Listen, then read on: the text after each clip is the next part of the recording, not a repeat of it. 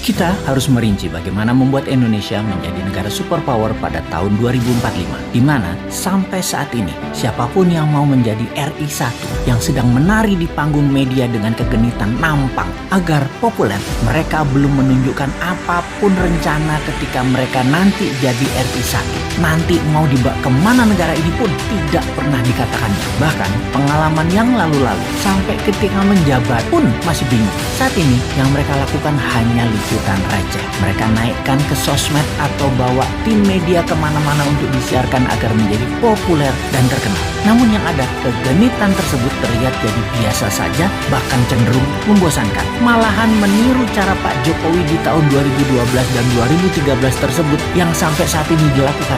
Itu aneh. Mereka meniru gaya popularisme tersebut yang ternyata cocok di Pak Jokowi namun dipakai yang lainnya. Ya agak waku, gak pas begitu. Kalau Newman bagaimana? Kita tidak menyibukkan diri dengan panggung keterkenalan fisik, tetapi mengisi otak kaum New Mind dengan informasi dan keilmuan. Konsep bernegara kita ketika mandat didapat salah satunya adalah negara akan membuat infrastruktur jalur transaksi baru. Ibarat di tahun 1964 di mana pemerintah kala itu di zaman Lyndon B. Johnson memerintahkan DoD atau Department of Defense untuk membuat alat komunikasi baru di luar kabel atau di luar PSTN yang selama itu dipakai hampir sudah 50 tahun. PSTN adalah sambungan kabel untuk telekomunikasi, untuk telepon. Lalu di tahun 1969 lahirlah yang namanya internet, dan di tahun 90-an masa jayanya isinya internet. Hingga saat ini internet menjadi alat komunikasi dan transfer data utama dunia.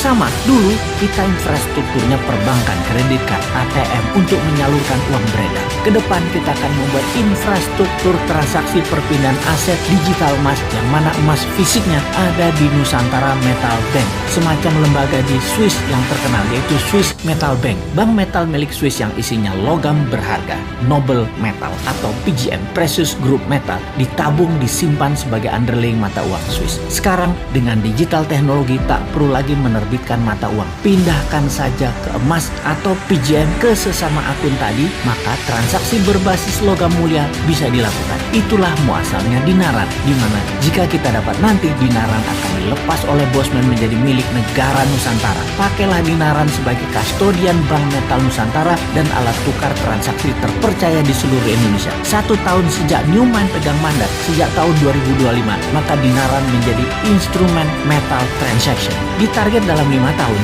70% transaksi di Indonesia pakai emas, dan 5 tahun berikutnya 70% transaksi ASEAN memakai emas. Dalam 10 tahun ASEAN dan 30% dunia pakai emas transaksinya. Itulah di tahun 2035. 10 tahun kemudian atau 2045, 60% transaksi dunia pakai emas berunderlying Nusantara Metal Bank.